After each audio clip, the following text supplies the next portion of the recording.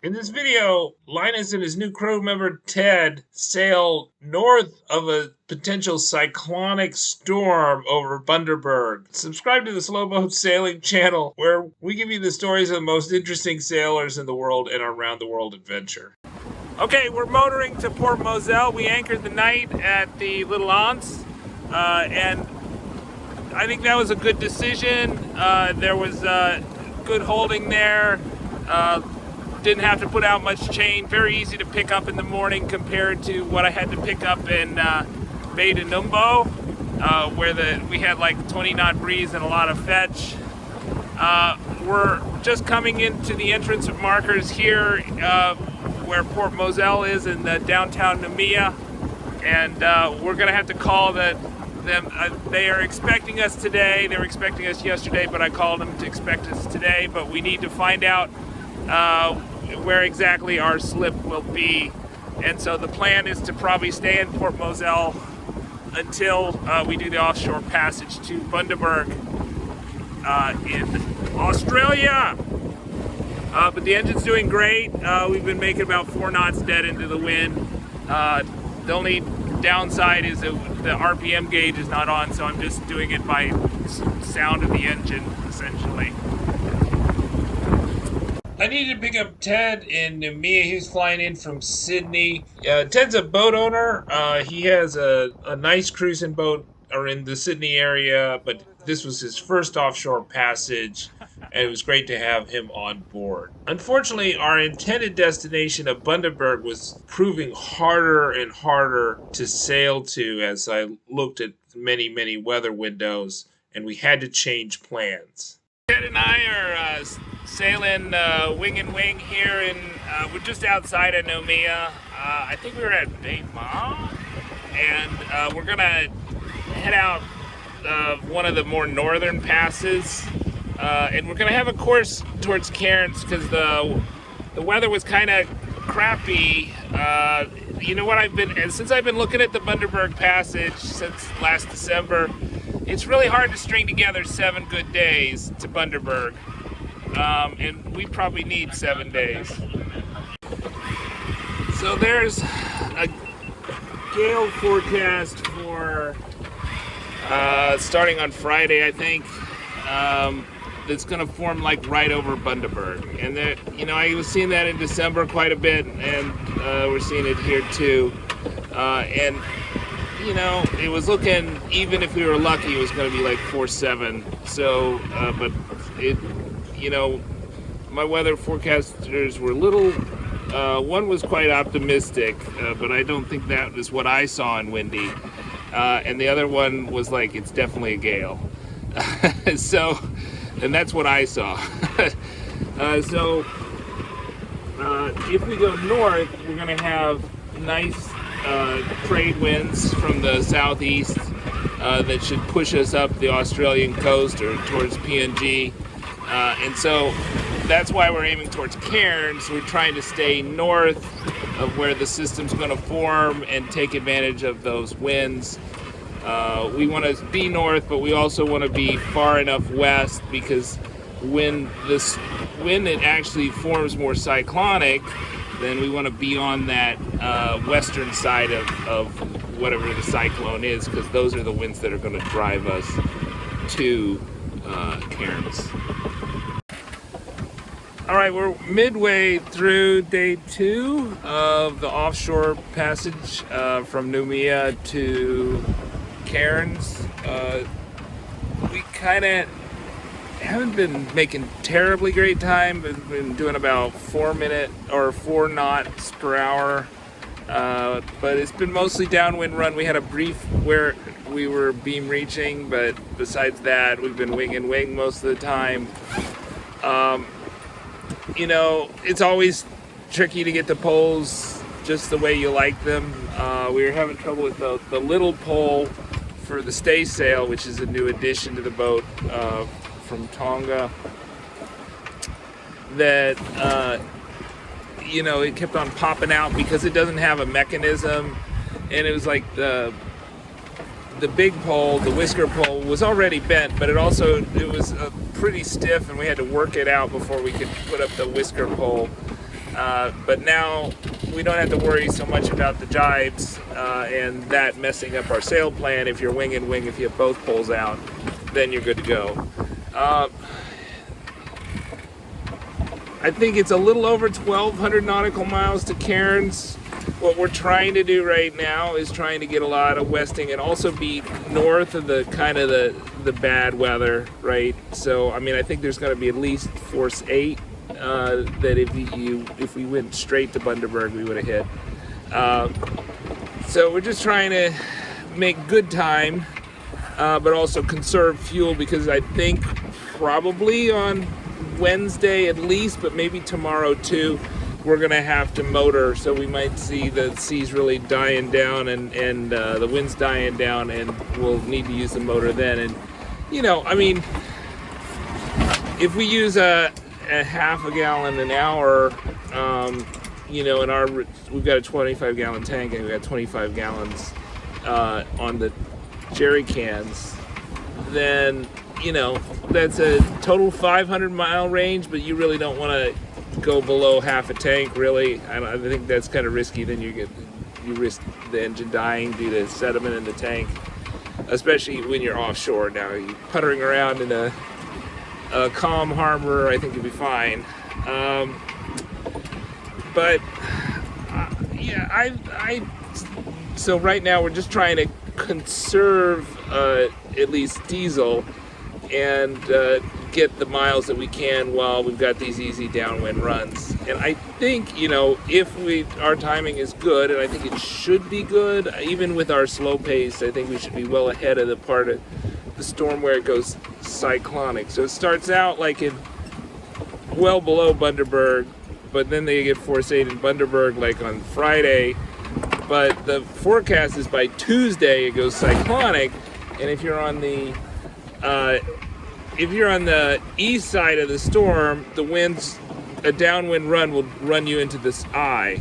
Whereas if you're on the west side of the storm, a downwind run will push you out to Cairns and Papua New Guinea. So we want to make sure that not only do we not want to be in the southern portion, but we also want to be to the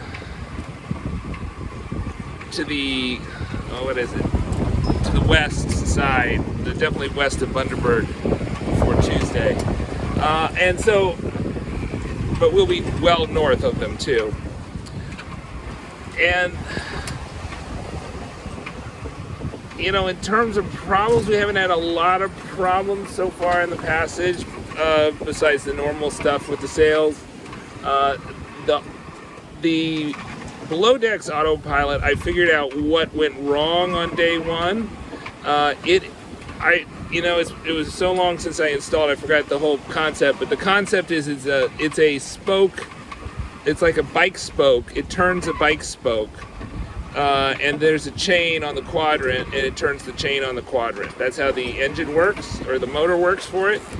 And so that bike spoke connected to the motor for the below decks autopilot stopped working, right?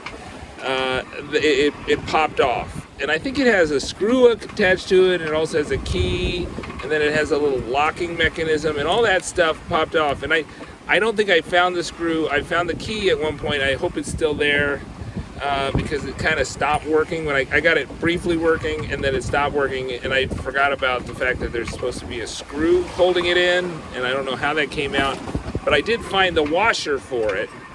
So I'm thinking that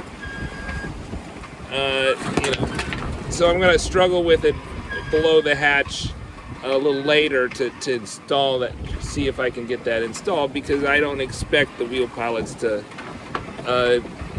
not at least need to change out one of them at some point. So, but right now the wheel pilot's doing a good job, and seas are not too bad. I would say, 3 to 6 feet maybe. Just a nice downwind run so far. If it's force 5, I don't feel it. Maybe high force 4, but it feels like low force 4 to me, actually. So it's pretty mild conditions at the moment. and this is day 2. So when I went under the hatch, I found the below deck autopilot.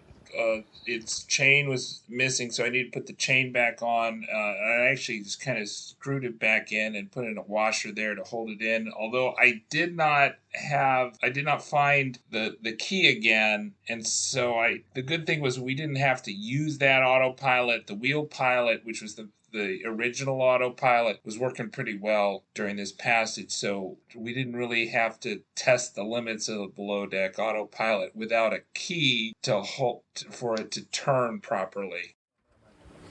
Okay, so I think we're in day 3. We started on Sunday out of Noumea, and it's Tuesday night, so I guess it's day 3. We've been averaging 100 miles a day, so 4 knots. We started motoring in the morning. We were expecting to have kind of calmish conditions and not. We set it at, like, if we were going averaging less than 3 knots, we'd start motoring. But I could feel the wind on our back in the afternoon, and it felt pretty good, like a pretty good wind. So on my back, so I put up the sails again. So we're wing here. I don't know if you can see it properly. It's a little bright in the background, I can tell. But it's wing with the Genoa and the staysail pulled out. I don't know. I think we were motoring pretty low RPM, so I don't think we used that much of fuel. Probably not a full jerry can. But we just don't have unlimited fuel, and I think we're going to have some really calm bits still to go on a 1,200 mile passage. A range under power of 500 if you used every drop of diesel, but I don't think you can get away with that. To be honest, I think it's more realistic that you have a range under power of 300, 400. So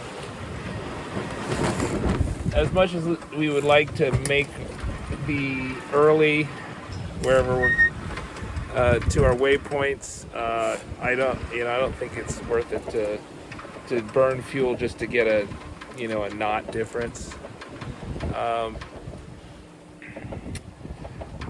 So it's been pretty easy. I mean, the net result of like having the light winds was that the waves laid down substantially.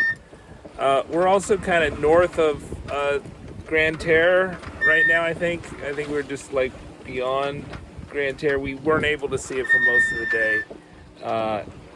Although I could see it, I thought I could see it all day yesterday because we were not that far, because our course is 15 degrees north of west. So not mostly west, but Grand Terre goes, northwest to southeast. So it was kind of almost like we were paralleling it. So the next steps is our waypoints are kind of determined for the most part by the coral formations in the middle of the Coral Sea, right? And so I think we're currently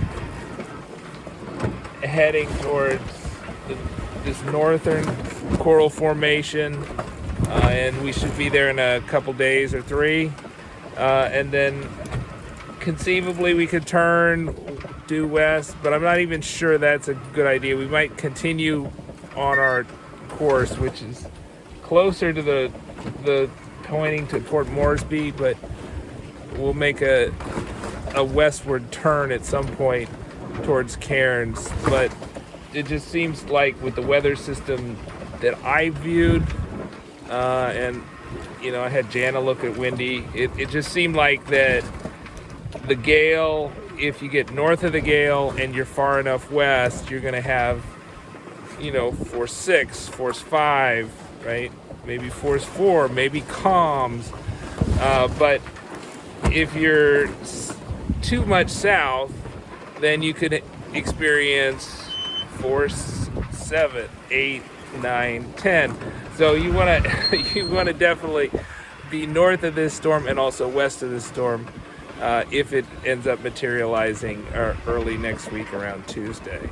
But the effects of it will go to Bundaberg beginning on Friday, right? So you're looking at 4, 7, 8, 9 on the Beaufort scale in Bundaberg on Friday, but it's going to move upward. It's going to move north. It's going to move northeast, I think.